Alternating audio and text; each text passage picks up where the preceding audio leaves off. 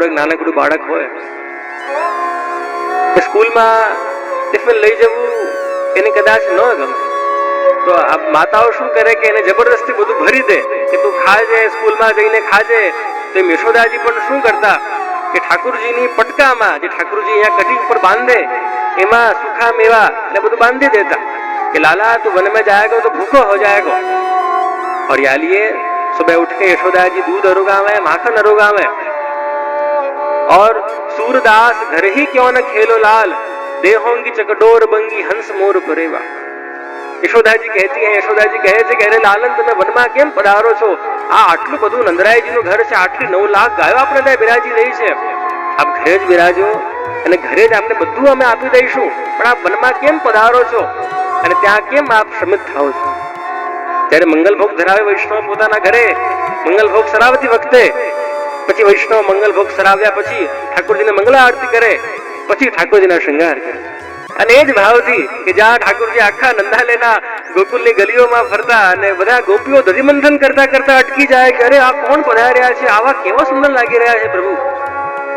અને જ્યાં ઠાकुरજી ગ્વાલના દર્શન થાય અને પછી જ્યાં જે શ્રી ગુસાઈજીની પદ્ધતિ પ્રમાણે જ્યાં ઠાकुरજી રાજભોગ ધરવામાં આવે, એવું આપણે ત્યાં ઘણા ઘણા પ્રસંગો છે પ્રિયજનો, ક્યાં સુધી વર્ણન કરીએ. છાકના પ્રસંગો, ગ્રહ ભોજનના પ્રસંગો, હવે કેટલું જેમ આવે છે કે પાંડે ભોગ લગાવન પાવે. યશોદાજી ઠાकुरજીના જે શૃંગાર કરીને જ્યાં ઠાकुरજી એક ઘરે બ્રાહ્મણ પધારેલા હતા અને એના ઘરે શાલિગ્રામજી બિરાજતા હતા આ બ્રાહ્મણના. અને આજે પાંડે આજે બ્રાહ્મણ હતા, વારંવાર પોતાના ઠાकुरજીને ભોગ ધરવા જાય અને જ્યાં આંખ બંધ કરીને ઠાकुरજીને બોલાવે, હે પ્રભુ પધારો ઓર ભોગ અરોગો. આ નંદાલયના નાનકડા 5 વર્ષના કૃષ્ણ શ્રીનાથજી પધારીને ભોગ અરોગી. જ્યાં આંખ ખોલે તો જુએ તો ભોગ તો ગાયબ થઈ ગયો અને જોયે તો ઠાकुरજી લઈને ભાગી રહ્યા છે. गुस्से થાય કે અરે तूने मेरा भोग छिपा दियो, तूने मेरी सेवा छिपा दी. यशोदा तेरे लाला को समझा ये क्या कर रहा है, मैं तो मेरे भगवान को याद कर रहा हूँ, पर ये दौड़ दौड़ के आ जाए और मेरा भोग खा जाए. यशोदा जी गुस्से થયા કે अरे कन्हैया तू क्या कर रहा है, वो अपने ठाकुर जी को याद कर रहा है, वो तो नैन मूंद के अपने प्रभु को या शालिग्राम जी को याद कर रहा है, विष्णु भगवान को याद कर रहा है, और तू क्यों बार बार दौड़ के भोग करोगे आ रहा है. બીજી વાર ભોગ ધર્યા, જ્યાં બીજી વાર ભોગ ધરે ને જ્યાં આંખ બંધ કરીને બોલાવે કે હે પ્રભુ, હે પર બ્રહ્મ પરમાત્મા પરમ કાષ્ટા પર બ્રહ્મ શ્રી કૃષ્ણ પધારો और भोग अरोगो. તે ફરી છમછમ છમછમ કરતા આપણા પ્રભુ પધારે, જે ભોગ ધર્યો બધું અરોગી. એ વિચારમાં આ તો એમને થયું કે અરે ભાઈ સમજાયા मैंने, समझता नहीं यशोदा तुम्हारा बच्चा, તારા બાળકને સમજાવો, હું તો મારા ભગવાનને યાદ કરું છું, આ વારંવાર કેમ આવી જાય છે, આ થોડું કે ભગવાન છે.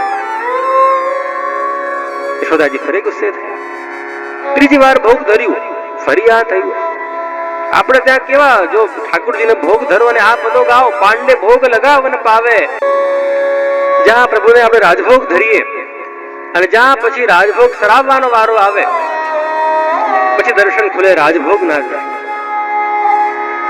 અને ત્યાં તો શૃંગાર સુધી જે ઠાकुरજીની બાલ લીલા અને કિશોર લીલાના આખો ક્રમ છે, પલ્લાના દર્શન થાય એમાં ઠાकुरજી બાલ લીલા, જ્યાં રાજભોગ ખાય, જ્યાં રાજભોગના દર્શન ખુલે, તમે દર્શન કરો તો ખંડપાટ સિંહાસન લાગેલા હોય, તકિયાઓ લાગેલા હોય, એવું લાગે કે જાણે કોઈ રાજા વિરાજતા હોય.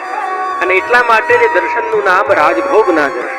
અને કીર્તનો પણ કેવા ગવાય મહાત્મ જ્ઞાનના કે જાકો વેદ રટત બ્રહ્મા રટત શંભુ રટત શેષ રટત નારદ શુક વ્યાસ રટત પાવત નહીં પારરી. કે આ તો એ જ પ્રભુ છે, એ જ પરમાત્મા છે કે જેનો વેદ, કે જેના ગુણગાન તો વેદ કર્યા અને નારદજીએ કર્યા અને શંકરજીએ કર્યા, છતાં પાવત નહીં પારરી, છતાં પાર ન પામી શક્યા. સોહી નંદજી કો પુત્ર કહાવે રાધા રહાવે.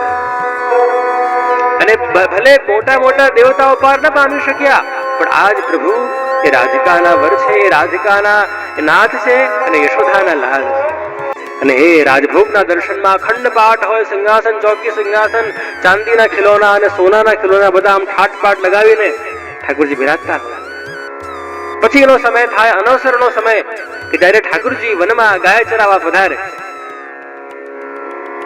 આખા મધ્યાહનના કાલમાં અનવસર, ખબર ને અનોસર આપણે કહીએ, અનોસર એટલે કે જ્યારે આપણો અવસર નથી ત્યારે વ્રજભક્તોનો અવસર છે, જ્યારે યશોદાજીનો અવસર છે, અને ત્યારે એ સમયને આપણે ત્યાં અનુસર કહેવામાં આવે છે.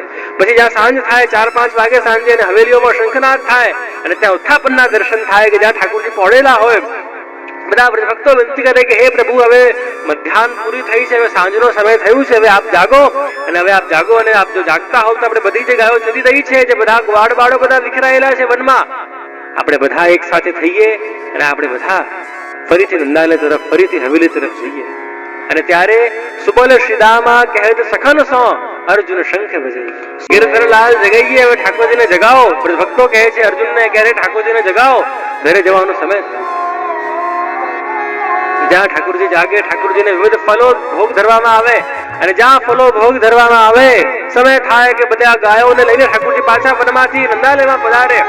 અને ત્યાં તો ઠાકોરજી અરે ભૈયા સુબલ તોક શ્રીદામા રેંદા પેંદા જરા જપટુઆ કહાં ગયે રે સબરે.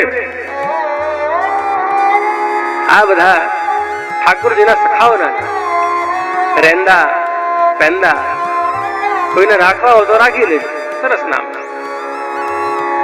રેંદા મકવાણા, પેંદા સાવલિયા, ઝપટુઆ લાડાણી. અને જ્યાં ઠાકોરજી બધાને અને અરે બધા અરે ગૈયાઓ આવો આવો, અને ત્યાં ટેર કદમ, નંદગામમાં જો આપ બધા ગયા હો ત્યાં ટેર કદમ છે, અને ત્યાં કદમ પર ચડીને કદમ ચઢ કાન બુલાવત ગૈયા.